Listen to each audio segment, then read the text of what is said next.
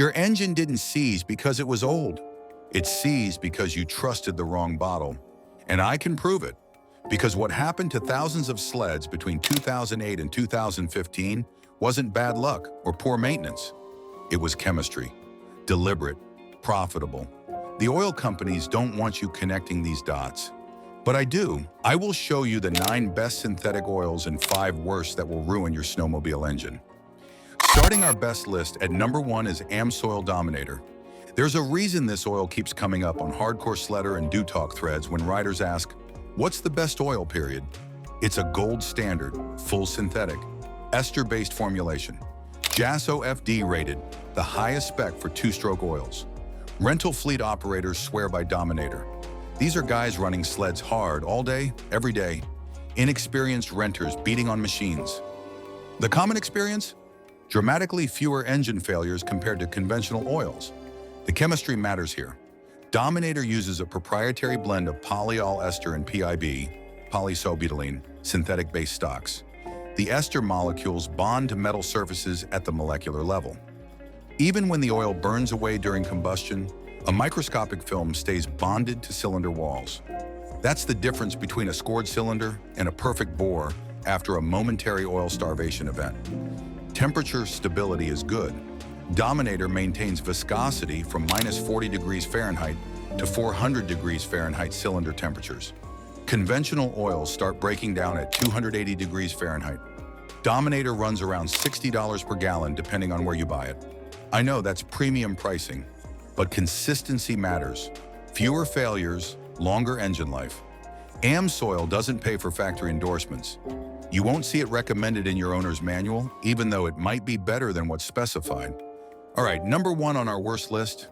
If you search Polaris VES Gold problems on snowmobile forums, you'll find threads going back to 2008 to 2012 with riders reporting identical failures: seized pistons, low mileage, proper maintenance.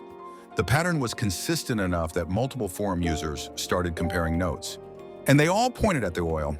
The original VES Gold formulation was designed specifically for Polaris's variable exhaust system. Computer-controlled exhaust valves that adjusted based on RPM and load. Beautiful engineering, but riders consistently reported problems. Vertical scoring on cylinders, ringland failures, engine seizing during what should have been normal operation. Many riders switched away from VES Gold mid-season, and their problems disappearing. Same sled, same riding style, different oil, no more issues. Polaris quietly reformulated VES Gold after 2012. Different additive package. If you read the fine print on bottles after that date, the chemistry changed. They never issued a recall, never admitted the original formulation had issues, just changed it and moved on. But if you dig through archived forum threads, you'll find plenty of riders who paid for rebuilds because dealerships blamed everything except the oil. Number 2 on our best list is Ski-Doo XPS Synthetic. XPS is the oil that changed the conversation about OEM products. Launched in 2008 specifically for E-Tech direct injection engines, XPS was formulated by Evonik Industries in Germany. These are the people who developed synthetic lubricants for aerospace applications. The base stock is 100% PAO, polyalpha olefin, Group 4 synthetic, not Group 3 dressed up as synthetic.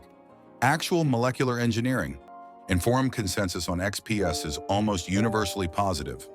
Riders report clean power valves, minimal carbon buildup, engines that stay clean even after thousands of miles. The chemistry is specifically designed for direct injection. E-Tech engines inject oil directly into the combustion chamber. Computer controls oil delivery based on load, temperature, and RPM. That system only works if the oil burns completely. Zero residue, zero ash. XPS achieves this with an ashless dispersant package. It burns so clean that E-Tech engines use roughly 60% less oil per mile than conventional 2-stroke premix systems. Riders consistently report longer service intervals and cleaner teardowns compared to other oils.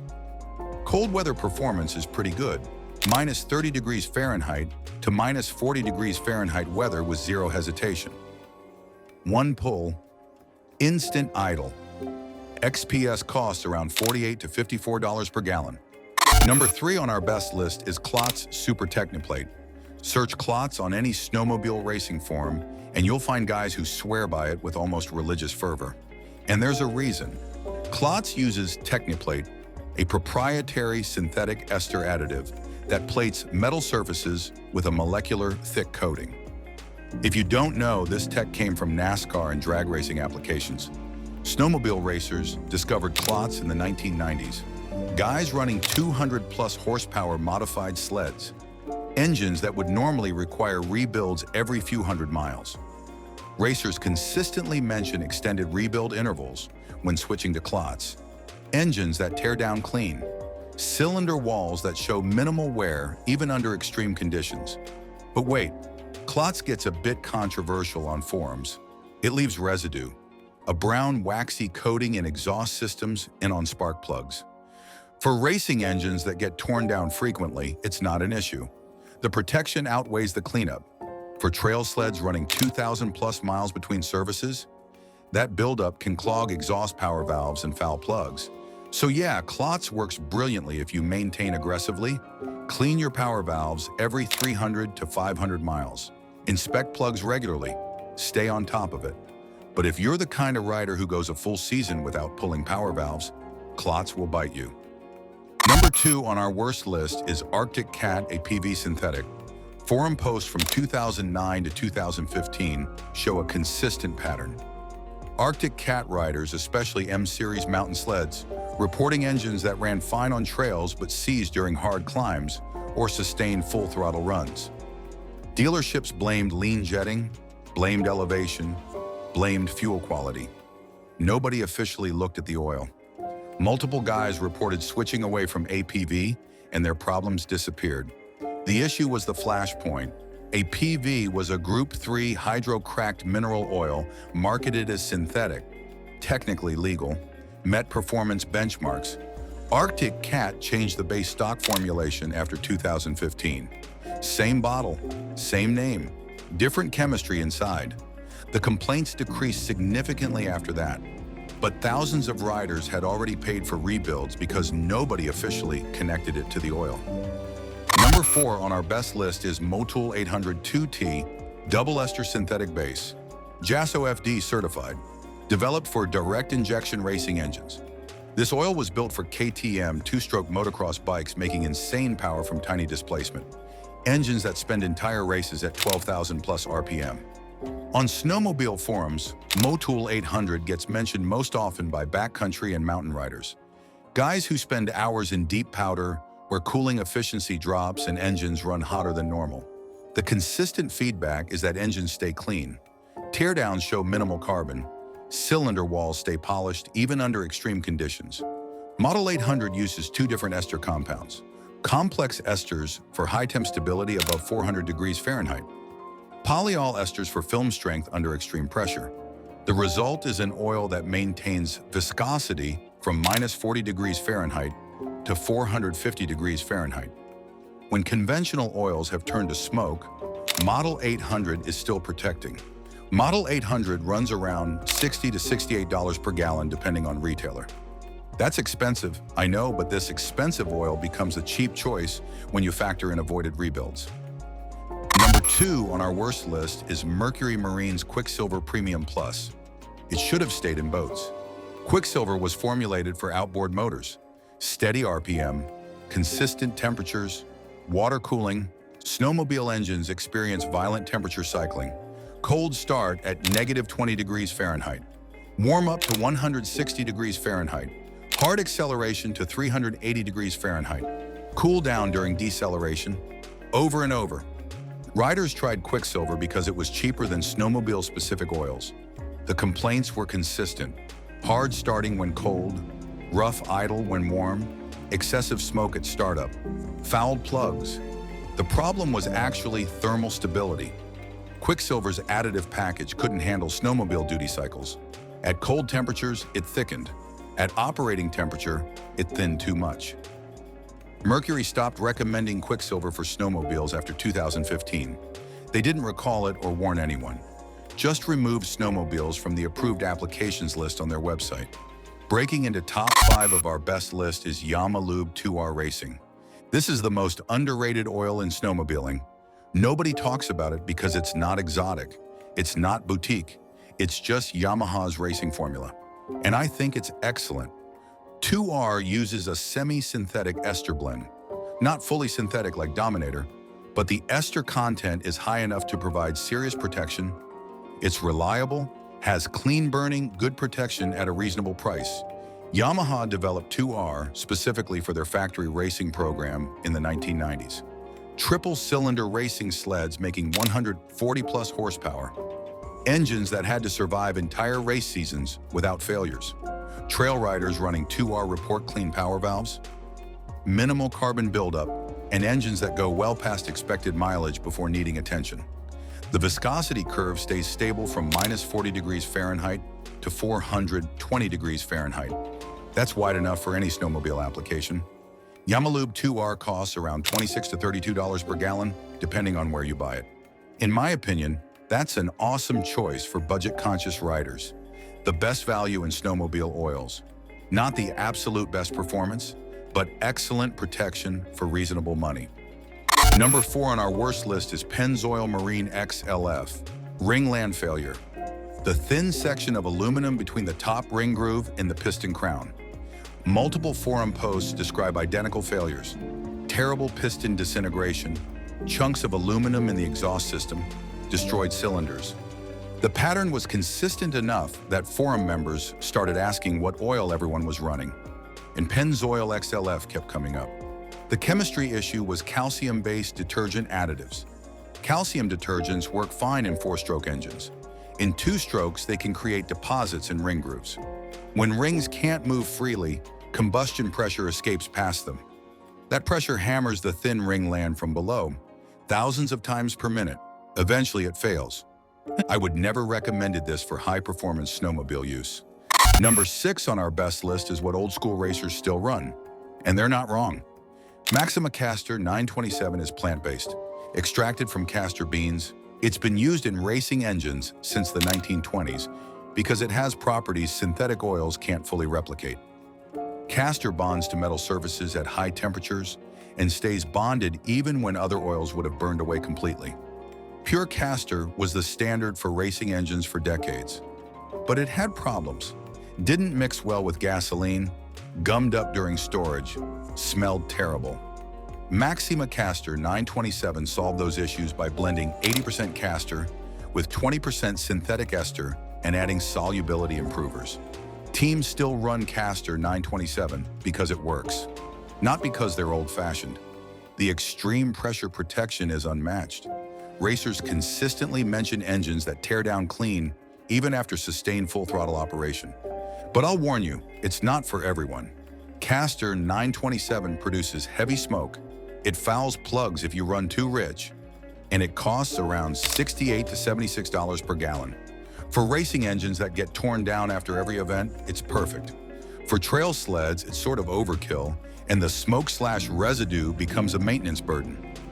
Number 5 on our worst list is Valvoline Marine 2-stroke. TCW3 is a marine specification. It's designed for water-cooled outboards with exhaust systems that dump directly into water. The water carries away deposits and ash. Snowmobiles dump exhaust into air. Deposits stay in the system. Riders who tried TCW3 to save money tell a consistent story. Power valves cemented shut with carbon deposits.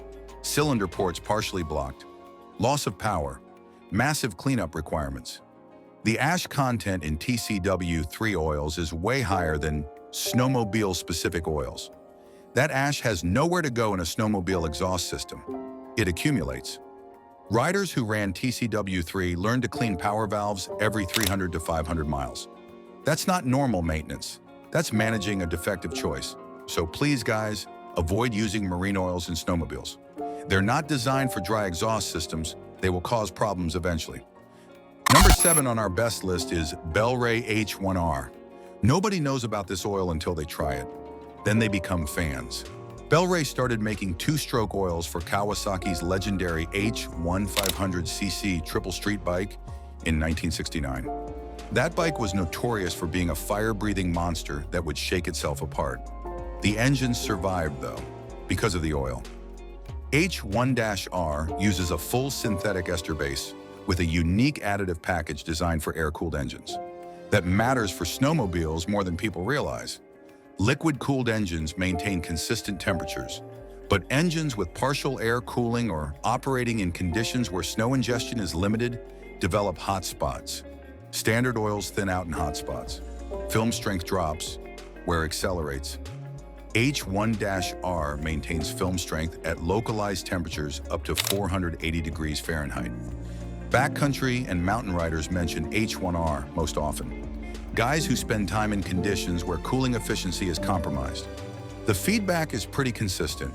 Engines stay protected even under conditions that would normally stress lubrication systems. Bel-Ray H1R costs around $52 to $58 per gallon. Mid-tier pricing for top-tier protection. The downside mentioned on forums is availability. Not every dealer stocks it. You usually have to order online, but riders who found it tend to stick with it. At number 8, here's a twist. Polaris Blue VES-X is actually good. I know. After the VES Gold disaster, you'd think nothing changed. But VES-X, introduced around 2013, is a completely different formulation. Different base stock, different additives, different manufacturer. Polaris contracted with Spectra Oils to develop VES-X specifically to fix the VES Gold problems. Spectra makes racing oils for motocross and supercross teams. VES-X uses Group 4 PAO synthetic base with a low-ash additive package. JASO-FC certified. Clean burning formulation. Polaris riders show a dramatic difference between VES Gold and VES-X. Guys who had problems with the old formula report zero issues with the new one. And let me get to best part, it's cheap. Yeah, in 2026, Polaris Blue VES-X costs around $30 to $36 per gallon. Polaris likely subsidizes the cost to reduce warranty claims, and reviews are surprisingly positive. Clean power valves, good cold weather performance, reliable protection. In my opinion, if you ride a Polaris and you're not racing, VES-X is probably the smartest choice from a cost to protection standpoint. At number 9, of course, it's Amsoil Interceptor Synthetic. It's not the absolute best performance. That's Dominator. It's not the cheapest. That's conventional oils. It's the reliable middle ground that consistently works.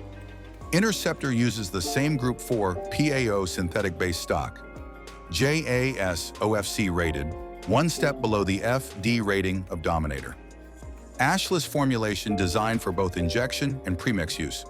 On forums, Interceptor gets mentioned more than almost any other oil, not because it's exciting, because it's reliable.